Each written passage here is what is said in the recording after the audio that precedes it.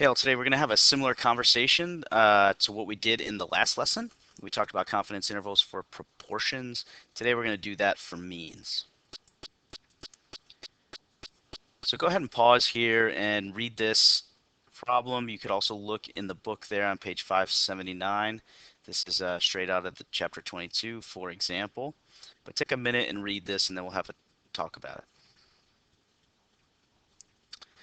So this research team, they were trying to study contaminants on salmon farms, so where they raise salmon, and they were analyzing these contaminants, and they honed in on this one contaminant, Mirex, that seemed particularly dangerous, and they wanted to find basically on average how much of this Mirex was being found in the farmed salmon. And so when they collected their data and they ran some statistics, they found a mean of 0.0913 parts per million of this contaminant with a standard deviation of 0.0495 parts per million. And they sampled 150 from 150 locations. And so what we want to do is construct a 95% confidence interval to try and capture the true mean level of this contaminant in farm-raised salmon. And so it's going to be really similar to what we did with proportions. Of course, some assumptions and conditions are going to change, and the formula is going to be a little different. So our formula this time, we're going to be discussing instead of a p hat, we have a x bar, so that's a sample mean, so the mean from our sample. On the right here, this is our standard deviation of the sample, so we have a sample standard deviation divided by the square root of the sample size. And then we have this piece that might look like it's multiple things, but this is one whole value, sort of like our z star. Here we're going to use a t star. So when we talk about proportions, we can use the normal model to as an estimate. Here what we have are t models, and the t curve is going to vary depending on your sample size. We'll talk more about that in class. It's approximately symmetric and unimodal, but we're going to get a different t star value depending on our sample size. And so this n minus 1 is our sample size minus 1, and that tells us what we call the degrees of freedom. And those degrees of freedom are going to inform what we use as a t star value, a critical value.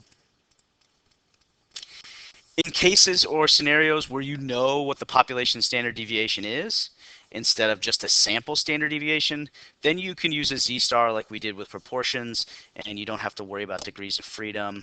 Those are rare cases, and so we'll talk about t-stars today.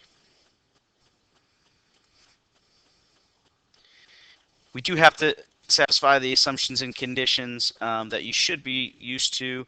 We need a random sample or experiment. We need independence. We really need our sample less than 10% of the population. And then instead of an NP-NQ, because we don't have proportions, we want our data to be nearly normal. That means all of the individual samples, if we put them on a histogram, we want that to look approximately unimodal and symmetric. We're going to be a little bit liberal with that approximately symmetric. If our sample size is very large, then we can use skewed data as long as it's not skewed too extremely.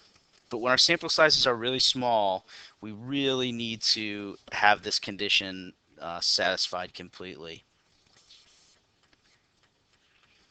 So in our scenario, they don't really call out whether or not the sample was random. So we're just going to have to assume these researchers are doing their due diligence and selecting their samples randomly. Looks like they took 150 fish samples, so that's less than 10% of all the salmon that would be out there for consumption. And then we don't really know what their data looks like, so we have to assume in this scenario that their data is either unimodal and symmetric, or what's really nice is that we have a sample of 150, which is a really large sample. And so even if that data is a bit skewed, we can still move forward. So let's build that confidence interval. I'm going to get my calculator out quick. So just like I did with the last, in the last lesson, I really want to sort of document all my values so that I can plug in and it makes sort of a streamlined process.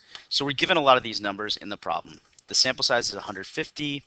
My sample mean was 0.0913, and my standard deviation from the sample was 0.0495.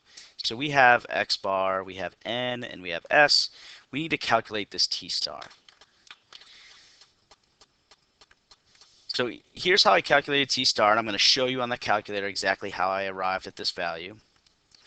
But I do need to calculate the degrees of freedom. That's just my sample size minus 1, so 150 minus 1, which is 149. So again, based on the number of degrees of freedom, the curve that we're using, that's symmetric and unimodal, is going to look a little bit different. Some of them are more narrow than others, so the larger the sample size, the closer it is to resembling the normal curve. So we have a pretty good sample size here. So I'm going to do second vars, and we're not talking about normal anymore. We're talking about t curve. So we want to choose number 4, inverse t, because we're going to find a t value associated with a percentage. So we're doing a 95% confidence interval. Remember that we need to actually put in 0.975. Plug in our degrees of freedom of 149. And again, that extra 0.25 comes from the tail that's to the left of our t value. If you have questions about that, we can definitely do that in class. And when we calculate, we get this value of 1.976. So that's what we're going to use as our t star with degrees of freedom of 149. And so now we just have a scenario where we have to plug into the formula and make our calculations. And so we find an interval of 0.0833 parts per million on average and 0.0993 parts per million on average. It's important that you don't read these as percentages because we're not dealing with proportions anymore. We're dealing with means. And so these are average parts per million of this contaminant Mirex. And we can draw conclusions similarly. We want to state how confident we are. We want to make sure that we are referring to an estimate of the true mean. We always want to maintain the context of the problem. So we're talking about the mean level of Mirex concentration in farm-raised salmon. And then, of course, we want to state our interval.